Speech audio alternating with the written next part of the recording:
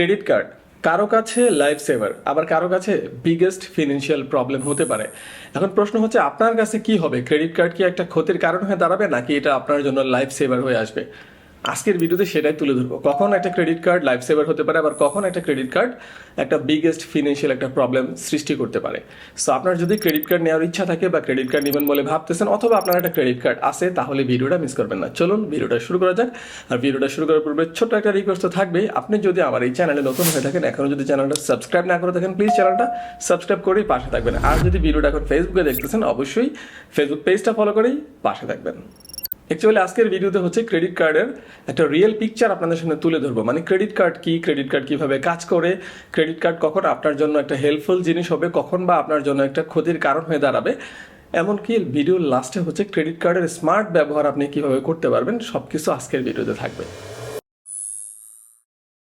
তো ফার্স্টে জেনে নেওয়া যাক অ্যাকচুয়ালি ক্রেডিট কার্ড জিনিসটাকে। এটা একটা প্লাস্টিক কার্ডের মতো, ডেবিট কার্ডের মতো। লাইক আমরা যে ব্যাংকে অ্যাকাউন্ট খুলি, আমাদেরকে একটা এটিএম কার্ড দেওয়া হয়, এটিএম কার্ড আমরা সবাই চিনি। ওইটা হচ্ছে ডেবিট কার্ড। সেটা হচ্ছে আপনার ব্যাংকে জমানো টাকা আপনি যেই কার্ডটা দিয়ে এটিএম বুথ থেকে তুলতে পারবেন বা আপনি খরচ করতে পারবেন, সেটা হচ্ছে ডেবিট কার্ড। আর ক্রেডিট কার্ডটা হচ্ছে ডেবিট কার্ডের মতো দেখতে, একই, জাস্ট পার্থক্যটা হচ্ছে এটা ব্যাংকের টাকা আপনি খরচ করবেন এবং নির্দিষ্ট একটা টাইম ফ্রেম থাকবে। সেই টাইম ফ্রেমের মধ্যে ব্যাংকের টাকাটা আবার ব্যাংকে আপনাকে রিটার্ন করতে হবে। মানে শর্ট টার্ম একটা ছোটোখাটো লোন বলা যায় একটা ক্রেডিট কার্ডকে।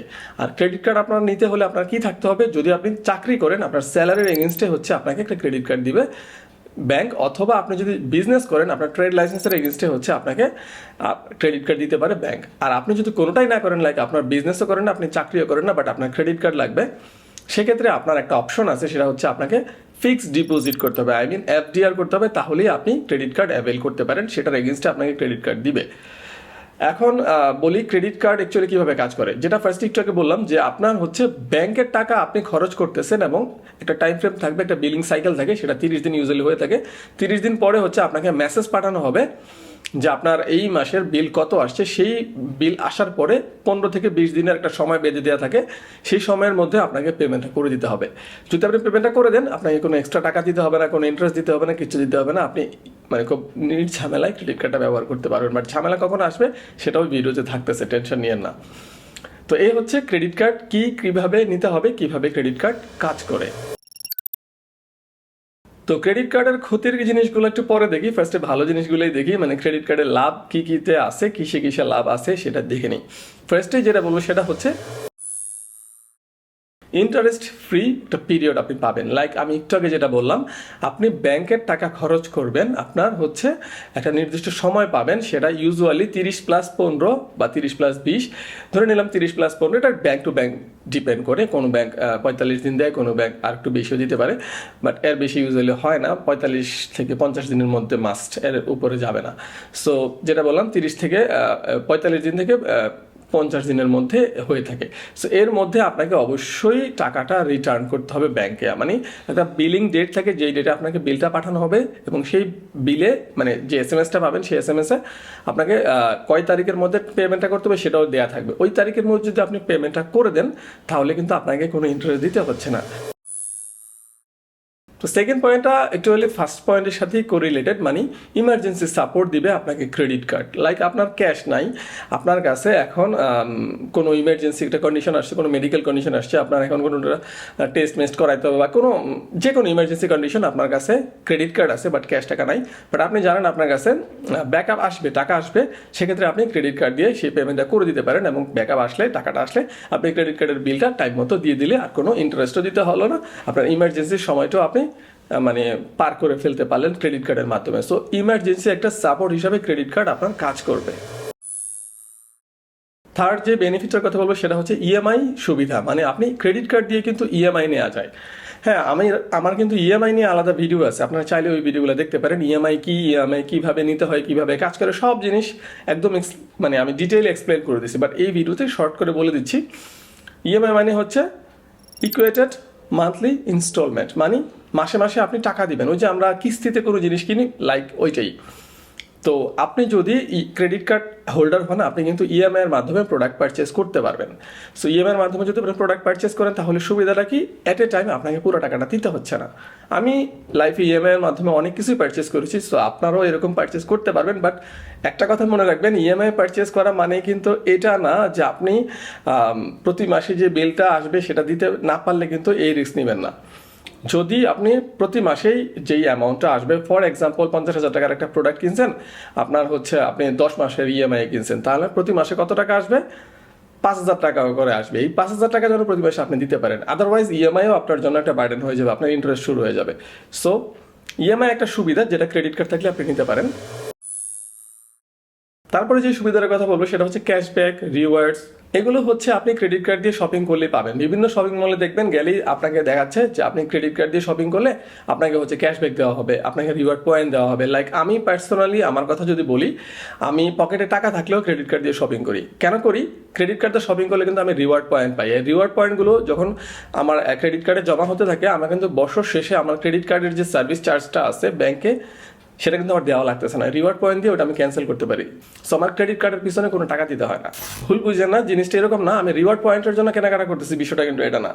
জিনিসটা ক্লিয়ার করে দিচ্ছি, আমি কিন্তু কেনাকাটা করতে হবে তাই ক্রেডিট কার্ড দিয়ে করতেছি। আমার কাছে ক্যাশ টাকা আছে, বাট আমি ক্রেডিট কার্ড দিয়ে করে আমি আমার বিলটা দিয়ে দিতেছি ব্যাংকে। এমন না আমি আবার ওয়েট করতেছি কবে বিল আসবে, তারপরে লাস্ট ডেট কবে আমি তখন যে বিল দিচ্ছি, বিষয়টা তা না। আমার পকেটে যেহেতু টাকা আছে, আমি ক্রেডিট কার্ড দিয়ে কিনতেছি, বাট এক সপ্তাহের মধ্যে আমি আবার টাকাটা রিফান্ড করে দিচ্ছি, ব্যাংকে আবার দিয়ে দিচ্ছি। সো সুবিধাটা একটাই, আমার হচ্ছে রিওয়ার্ড পয়েন্ট আমার ক্রেডিট কার্ডে অ্যাড হচ্ছে, যেটার কারণে আমি ইয়ার এন্ডে যে আমার যে কার্ডের যে মেনটেন্যান্স ফি বা যে ফিটা আছে ইয়ারলি চার্জ, সেটা আমি ক্যান্সেল করে দিতে পারতেছি। আপনি হচ্ছে এয়ারপোর্টে বিভিন্ন লাউঞ্জ সুবিধা অ্যাভেল করতে পারেন যদি আপনার ক্রেডিট কার্ড থাকে। এয়ারপোর্টে আমরা জানি লাউঞ্জ আছে, এবং ওখানে কিন্তু অনেকেই দেখবেন ক্রেডিট কার্ডের কারণে শুধুমাত্র ওইখানে যে বিভিন্ন মানে সুবিধা নিতে পারতেছে। সো আপনার যদি একজন ক্রেডিট কার্ড হোল্ডার থাকেন, আপনি কিন্তু এয়ারপোর্টে এই ধরনের লাউঞ্জ সুবিধাগুলো আপনি নিতে পারবেন। ক্রেডিট স্কোর আপনি বিল্ড করতে পারেন। লাইক আপনার যদি ক্রেডিট কার্ডের আপনি নিয়মিত সব ঠিকঠাকভাবে মেনটেন করেন, আপনার কোনো ইন্টারেস্ট আসতেছে না, আপনার কোনো জরিমানা হচ্ছে না, হ্যাঁ, আপনার সবসময় ঠিকঠাক মতো বিলগুলো দিয়ে দিচ্ছেন, মানে প্রপারলি ক্রেডিট কার্ডটা ইউজ করতে পারতেছেন, তাহলে কিন্তু আপনার যে ক্রেডিট স্কোর সেটা কিন্তু খুব ভালোভাবে বিল্ড আপ হবে, এবং আলটিমেটলি আপনি ব্যাংক থেকে যদি লোনের মানে জন্য অ্যাপ্লাই করেন, আপনি কিন্তু সেটা হয়ে যাওয়ার চান্সটা বেশি থাকে। মানে আপনার ক্রেডিট স্কোর বাড়বে, এবং সেক্ষেত্রে আপনি যদি আপনার প্রয়োজন হয়, আমি লোনে কখনোই কাউকে এনকারেজ করি না, আমি পার্সোনালি কখনো লোন নেই না, বাট যদি কারো প্রয়োজন হয় সেক্ষেত্রে আপনার জন্য এটা একটা পজিটিভ সাইন হিসাবে কাজ করবে। তো অনেক তো ভালো জিনিস বললাম, এবার একটু খারাপ জিনিসগুলো বলি। ফার্স্ট যে কথাটা বলবো সেটা হচ্ছে high interest rate. Usually credit কার্ডের ইন্টারেস্ট রেট বেশি থাকে, 20-30% পর্যন্ত ক্রেডিট কার্ডের ইন্টারেস্ট রেট হয়ে থাকে। সো আমি সবসময় বলি, ক্রেডিট কার্ডের ইন্টারেস্ট রেট যেহেতু বেশি, আপনি এই দিকে চাপেনই না। মানে ইন্টারেস্ট রেট যতই বেশি থাকুক, আমি যদি ইন্টারেস্টের ভিতরেই না যাই তাহলে আমাকে তো হ্যাম্পার করতে পারবে না। সো সবসময় টাইম মতো পেমেন্টটা করে দিবেন, তাহলেই ইন্টারেস্টের ঝামেলায় পড়বে না। সেকেন্ড যে কথাটা বলবো সেটা হচ্ছে মিনিমাম পেমেন্ট ট্র্যাপ। আমাদের যখন মাসের মানে যে বিলিং সাইকেলে যখন একটা মেসেজ আসে যে আপনার বিলটা কত আসছে, টোটাল বিলটা লেখা থাকে, আরেকটা অ্যামাউন্ট লেখা থাকে, সেটা হচ্ছে মিনিমাম পেমেন্ট। সো যদি আপনি না বুঝেন তাহলে কিন্তু মিনিমাম পেমেন্টটা করে দিবেন, আর মিনিমাম পেমেন্টটা করে দিলে আপনি আটকায় যাবেন, বাকি যে পেমেন্ট আছে ওটার উপর একটা ইন্টারেস্ট উঠতে থাকবে। আপনাকে মিনিমাম পেমেন্ট করে বসে থাকলে হবে না, টোটাল পেমেন্ট আপনাকে করে দিতে হবে। যে টাকা খরচ করছেন টোটাল পেমেন্ট আপনি দিয়ে দিবেন, আপনি শুধু মিনিমাম পেমেন্ট দিয়ে বসে থাকবেন না, আদারওয়াইজ আপনি মিনিমাম পেমেন্ট ট্র্যাপের মধ্যে পড়ে যাবেন, এবং আলটিমেটলি আপনার ইন্টারেস্ট দিতে হবে। সো এই কাজটা করবেন না। আমাদের অনেকেরই এই সমস্যা থাকে যে পকেটে টাকা থাকলে খরচ করতে ইচ্ছা করে, চুলকায়। তো আপনার যদি এরকম সব প্রবলেম থাকে যে আপনার পকেটে টাকা থাকলে খরচ করতে ইচ্ছা করে, তাহলে কিন্তু আপনার জন্য ক্রেডিট কার্ড না। কারণ ক্রেডিট কার্ড অনেকটাই একটা ক্যাশ টাকার মতো, আপনি চাইলেই খরচ করতে পারবেন, কিন্তু খরচ করলে তো হইলো না, আপনার তো আবার ব্যাংকে পরিশোধ করতে হবে। আপনি যদি পরিশোধ করতে না পারেন আর খরচ করেন, তাহলেই তো ইন্টারেস্টের ঝামেলায় আপনি পড়ে যাবেন। আলটিমেটলি ক্রেডিট কার্ডটা আপনার জন্য একটা বোঝা হয়ে যাবে, একটা বার্ডেন হয়ে যাবে। সো যদি এই স্বভাবের আপনি হয়ে থাকেন যে আপনার কাছে ক্যাশ টাকা থাকলে খরচ করতে ইচ্ছা করে, তাহলে আপনি ক্রেডিট কার্ড থেকে দূরে থাকাই বেটার। তারপরে যে ক্ষতির কথাটা বলবো সেটা হচ্ছে ক্রেডিট কার্ডে অনেক ধরনের হিডেন চার্জ থাকে, যেমন লেট পেমেন্ট ফি, তারপরে হচ্ছে বিভিন্ন ধরনের ক্যাশ, অ্যাডভান্স ক্যাশ আপনি যদি নেন তাহলে এটার জন্য একটা ইন্টারেস্ট উঠতে থাকবে। তারপরে অনেক হিডেন চার্জ থাকে যেগুলো হচ্ছে আপনি ফার্স্টে জানবেন না, নেওয়ার পরে জানবেন।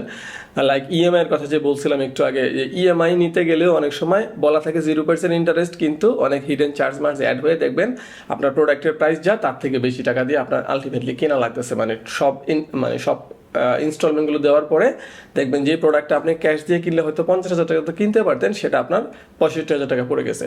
সো এই ধরনের হিডেন চার্জ মার্জ থেকে একটু বেঁচে থাকতে হবে। তো অ্যাকচুয়ালি ঘুরে ফিরে কথা একটাই, যদি আপনার নিজের সেলফ কন্ট্রোল থাকে, আপনার টাকা থাকলেই পকেটে খরচ করার ইচ্ছা না থাকে, তাহলে ক্রেডিট কার্ড আপনি নিতে পারেন। সেক্ষেত্রে যেটা বললাম, কখনোই ইন্টারেস্টে যাওয়া যাবে না, কখনো হচ্ছে মিনিমাম পেমেন্ট করা যাবে না, কখনোই এটিএম বুথ থেকে ক্রেডিট কার্ড দিয়ে টাকা তোলা যাবে না। তাহলে আপনি নিশ্চিন্তে ক্রেডিট কার্ড ইউজ করতে পারেন, এটা আপনার জন্য হেল্পফুল একটা জিনিস হবে। আর যদি আপনার মধ্যে এটা থাকে যে আমার পকেটে টাকা আছে মানে খরচ করবো, তার মানে ক্রেডিট কার্ড থাকলে আপনি খরচ করবেন, আলটিমেটলি সময় মতো টাকাটা ব্যাংকে দিতে পারবেন না, আপনি ঋণের মধ্যে জড়ায় যাবেন। আপনার এটিএম বুথ থেকে টাকা তুলতে ইচ্ছা করবে, তুলবে না, সাথে সাথে ইন্টারেস্ট ওটা শুরু করবে। আপনার হচ্ছে মিনিমাম পেমেন্টটা দিয়ে আপনি বসে থাকবেন, ক্রেডিট কার্ড সচল আছে কিন্তু ইন্টারেস্ট ওটা শুরু করবে। আপনি যদি সেই টাইপের হয়ে থাকেন তাহলে ক্রেডিট কার্ড আপনার জন্য না। তো লাস্টে একটা কথাই বলবো, ক্রেডিট কার্ড ভালো না খারাপ এটা টোটালি ডিপেন্ড করে আপনার উপর, আপনি কিভাবে ক্রেডিট কার্ড ব্যবহার করতেছেন। ক্রেডিট কার্ড জাস্ট একটা টুল, আপনি যদি ভালোভাবে স্মার্টলি ব্যবহার করেন এটা আপনার জন্য ভালো, আপনি যদি ভালোভাবে ব্যবহার না করেন এটা আপনার জন্য খারাপ। So it's totally depend on you, আপনি কিভাবে ক্রেডিট কার্ডটা ব্যবহার করতেছেন। তো আজকে এই পর্যন্ত, আবার দেখা হচ্ছে নতুন কোনো ভিডিও নিয়ে। আর লাস্টে একটা কথাই আবার বলবো, যদি এই চ্যানেলটা এখনো সাবস্ক্রাইব না করে থাকেন প্লিজ চ্যানেলটা সাবস্ক্রাইব করে দিবেন। আর কোনো প্রশ্ন থাকলে অবশ্যই কমেন্ট বক্স তো খোলাই আছে, কমেন্ট করতে ভুলবেন না। আল্লাহ হাফেজ।